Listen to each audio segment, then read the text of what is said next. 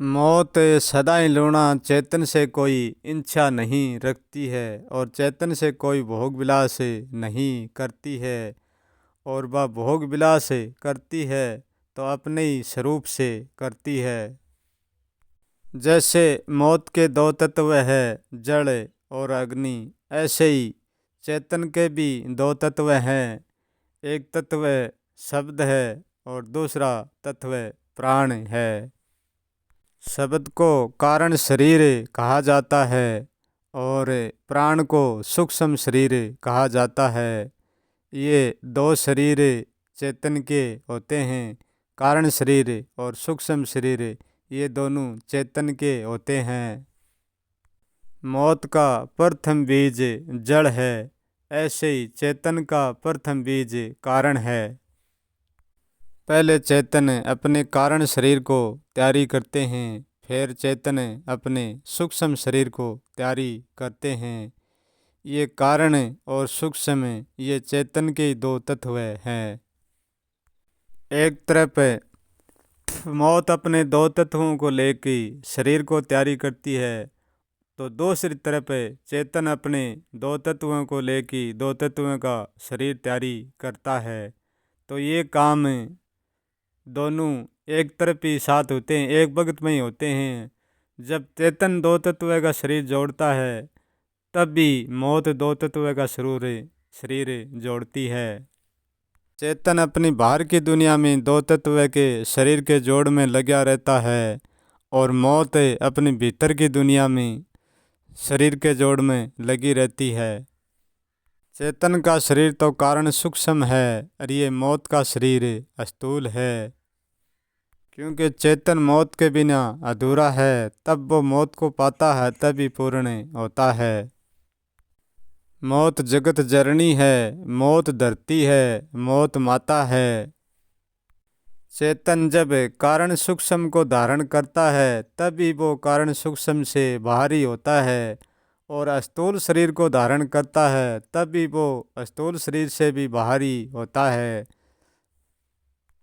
चेतन ना तो स्थूल शरीर के भीतर होता है, ना कारण सूक्ष्म के भीतर होता है। स्थूल के भीतर कारण और सूक्ष्म यही स्थूल में वास करते हैं, चेतन वास नहीं करता। चेतन हमेशा बाहर होता है, इसलिए तो वो भीतर की दुनिया को नहीं जानता, मौत की दुनिया को नहीं जानता। यदि मौत की दुनिया को चेतन के द्वारा जानना है तो चेतन को मौत की दुनिया में उतारना पड़ेगा, तब भी मौत की दुनिया जान पाएगा। हमारा होश हमेशा बाहर ही रहता है, हम भीतर होश को रोकते हैं तब भी होश रह सकता, नहीं तो हर पल हमारा होश बाहर ही रहता है। जब हमारा सूक्ष्म और कारण शरीर में प्रवेश करते ही शरीर का और चेतन का मालिक बन जाते हैं। ये हमारा सूक्ष्म शरीर ही तो मन है और ये हमारा कारण शरीर मन की कल्पना, मन की घटना उठने वाली, ये हमारा कारण शरीर ही है, ये हमारा विचार है। हमारे चेतन को भीतर उतारने में सबसे पहली मदद हमारा कारण ही करता है। कारण के द्वारा ही हम हमारे चेतन को भीतर उतार सकते हैं। सूक्ष्म शरीर तो अपने को भूल करे और भोग में लिप्त हो जाता है।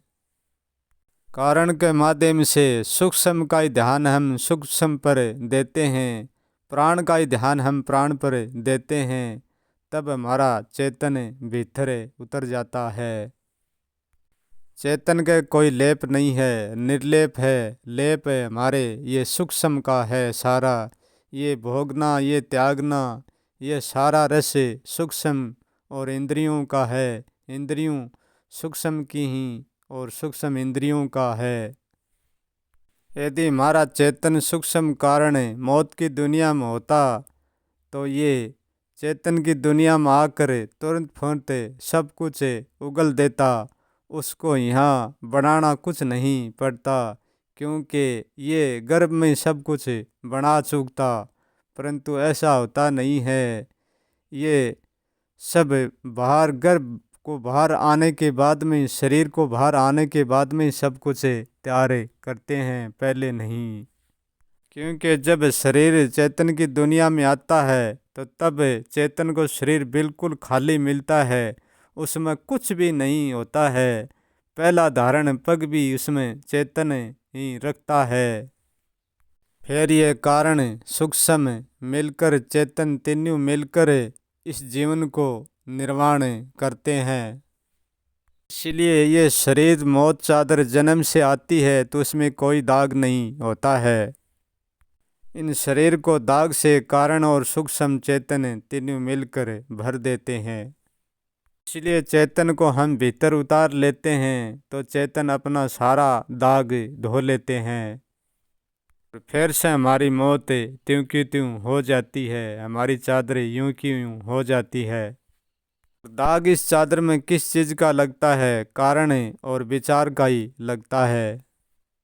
त्याग का भी दाग लगता है तो भोग का भी दाग लगता है। किसी चीज़ को छोड़ने से कोई चीज़ का अस्तित्व मिटता नहीं है।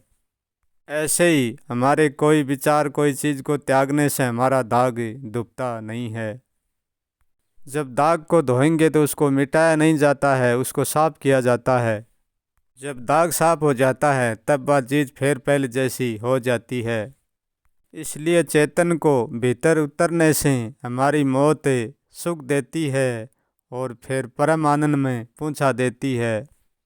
क्योंकि चेतन की दुनिया से दाब जाता है तब मौत की दुनिया में उतरना ही पड़ता है। परंतु मौत को चेतन से कुछ लेना देना नहीं है, समाने पर अपना जोड़ तोड़ ही डालेगी।